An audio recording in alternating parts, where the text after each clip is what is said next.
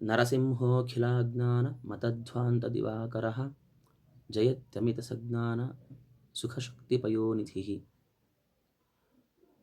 अभ्रमं भङ्गरहितम् अजडं विमलं सदा आनन्दतीर्थमतलं भजे तापत्रयापहम् चित्रैः पदैः च गम्भीरैः वाक्यैः मानैः अखण्डितैः गुरुभावं व्यञ्जयन्ती भाति श्रीजयतीर्थवाक् अञ्जनासूनुसान्निध्यात् विजयेन विराजितम् अजितप्रीतिजनकं भजेऽहं विजयध्वजम् तपोविद्याविरक्त्यादि सद्गुणौघाकरानहं वादिराजगुरुं वन्दे हयग्रीवदयाश्रयान् अनवद्यात्मचारित्र्यं वादिखद्योतभास्करं विद्यामान्यगुरुं वन्दे विद्याविद्योतभास्वरम् तपस्वाध्यायशुश्रूषा कृष्णपूजारतं मुनिं विश्वेशम् इष्टदं वन्दे परिव्राट्चक्रवर्तिनम् कूजन्तं राम रामेति मधुरं मधुराक्षरम् आरुह्य कविताशाखां वन्दे वाल्मीकिकोकिलम्।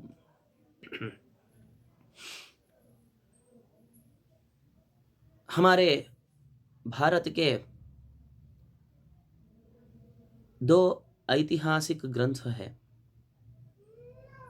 एक वेदव्यास प्रणीत महाभारत और दूसरा महर्षि आदिकवि वाल्मीकि प्रणीत आदिकाव्य कहने वाला श्री रामायणम। इस महाभारत और रामायण का वैशिष्ट्य हम सब जानते हैं, फिर भी इस रामायण का महत्व को जानने का एक प्रयत्न आज हम यहाँ करेंगे। यह एक कथा स्कंद पुराण में नारद और सनत कुमार जी के बीच में जो वार्तालाप होता है, उससे यह कथा हमें प्राप्त होती है। एक दिन सनत कुमार जी आकर नारद जी से पूछते हैं, क्या है इस रामायण का महत्व, क्यों इसे सब लोग इतना मानते हैं। तब नारद जी ने बोलने लगे, रामायण का तो बड़ा ही महत्व है। उन महत्वों में से एक महत्व भरी कथा का श्रवण आज मैं आपको करवाता हूं। यह माघ मास में जो रामायण कथा का श्रवण करते हैं, वह लोग जन्म मृत्यु जरादि व्याधियों से मुक्त होते हैं। तो उस कथा का श्रवण आज हम करेंगे। पूर्व में द्वापर युग में सुमति नामक एक राजा था। बड़ा ही प्रसिद्ध राजा, सत्यवादी, प्रामाणिक था, पराक्रमी भी था। वैसे ही रामायण का हर रोज पारायण भी करता था, उसका श्रवण करता था, उसे जापता था। उस राजा को अनुरूप पत्नी भी थी।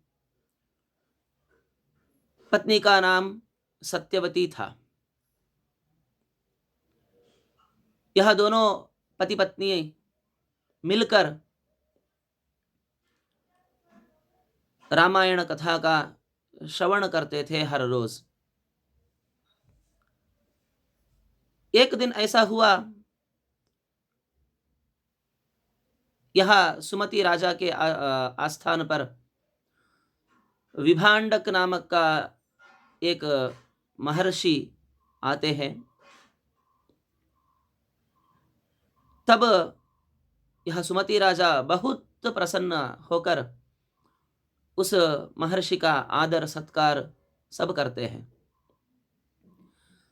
तत्पश्चात वह विभांडक महर्षि पूछ रहे हैं सुमति राजा से, हे राजन, मैं तुम्हें जो कुछ पूछूंगा वह मुझे सच सच बताओ। राजा ने हाँ कह दिया। तब विभांडक महर्षि बोल रहे हैं, तुम तो बड़े सत्यवादी हो, पराक्रमी हो, तुम्हारा प्रसिद्धि चारों तरफ फैला हुआ है। वैसे ही तुम हर रोज रामायण का श्रवण करते हो, ऐसा जानकारी प्राप्त है हमें। अन्य बहुत सारे ग्रंथ है श्रवण करने के लिए, पठन करने के लिए, वेदादि अन्य बहुत सारे ग्रंथ है, फिर भी तुम रामायण को ही क्यों उतना श्रद्धा से पारायण करते हो।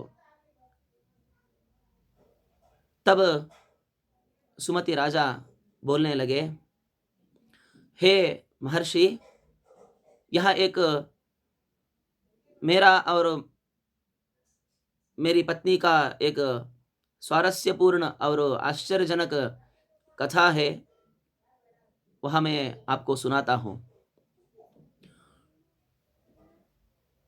मैं पूर्व में, यानी मेरा पिछला जन्म में मालती नामक एक शूद्र था। मेरा काम ही चोरियां करना, डाक डालना, गो ब्राह्मण आदि का हत्या करना, उनका मांस खाना वगैरह वगैरह करता था।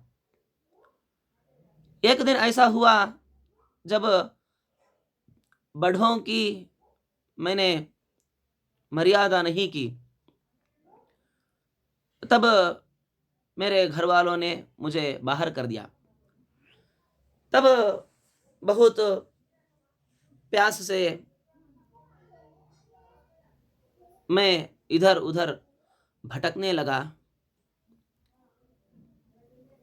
तब मुझे दूर में एक आश्रम दिखाई दिया। वह आश्रम पूज्य ब्रह्मर्षि वशिष्ठ का था। वहीं पर एक तालाब सरोवर था। वह जाकर मैंने मेरा प्यास बुझा लिया। उसके बाद मैं लगभग 20 वर्षों तक वहीं पर रहा। तब एक दिन विंध्य प्रदेश के पास रहने वाली दाम्भिक नामक व्यक्ति का पुत्री काली, यानी इस जन्म में मेरी यह सत्यवती पत्नी, पिछले जन्म में उसकी नाम थी काली, वहां आ पहुंची। वो भी बहुत निराश थी। तब मैंने पूछा, क्या हुआ? तब वह बोलने लगी,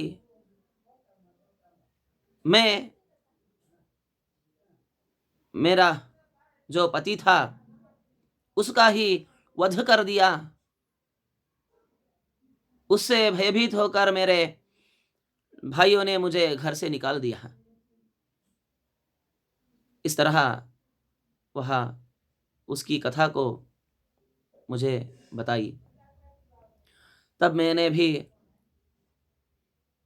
उसके ऊपर तरस खाकर प्यास बुझाने के लिए, कुछ खाने के लिए कुछ मांस रखे थे, वहाँ दिया, तो वहाँ सब खाकर वो वहाँ उपस्थित हो गई। तत्पश्चात हम दोनों वहाँ पति पत्नी के भाव में रहने लगे। एक दिन वहाँ वशिष्ठ की आश्रम में सारे ब्राह्मण लोग आए थे, तो हमने सोचा खाने के लिए पीने के लिए मिल जाएगा, तो वहाँ जा पहुंचे। तब वहां पर माघ मास का शुक्ल पक्ष में 9 दिनों तक रामायण कथा श्रवण हो रही थी। हम दोनों भी अनिच्छा से ही, यानी कथा श्रवण में हमें कोई भी आसक्ति नहीं थी, फिर भी खाने के लिए पीने के लिए कुछ मिलेगा ना, ऐसे सोचकर हम वहां जाने लगे। वैसे ही जाते जाते हमारा मृत्यु हो गया। इस तरह अनिच्छा से भी हम रामायण का कथा श्रवण करने से, बोल रहा है वहां, कर्मणा तेन तुष्टात्मा भगवान मधुसूदनः स्वदूतान् प्रेषयामास मदाहरण कारणात्। अनिच्छा से ही वह मधुसूदन हमारे ऊपर बहुत प्रसन्न होकर हम दोनों को लेने के लिए उसके दूतों को भेज दिया था विमान में। तो हम भी विमान में वहाँ चक्रपाणी के लोक को पहुँचे। तत्पश्चात अनेक कोटि वर्षों तक वह अनेक भोग भोगे। तत्पश्चात ब्रह्मलोक में, तत्पश्चात इंद्रलोक में अनेक सुख भोगे। उसके बाद यहाँ फिर से यहाँ धरती पर, पृथ्वी पे आकर यहाँ राज्यभार करते और रामायण का कथा का श्रवण कर रहे हैं। इस तरह उस रामायण माघ मास में जो वशिष्ठ महर्षि के आश्रम में 9 दिनों तक रामायण कथा का श्रवण हो रहा था, उसका श्रवण करते करते हम मृत्यु प्राप्त कर ली। उसके बाद यह जन्म प्राप्त कर लिया है। तो रामायण का महत्व ऐसा है, नवान्हा किल श्रोतव्यम रामायण कथामृतम भक्ति भावेन धर्मात्मन जन्म मृत्यु जरापहम।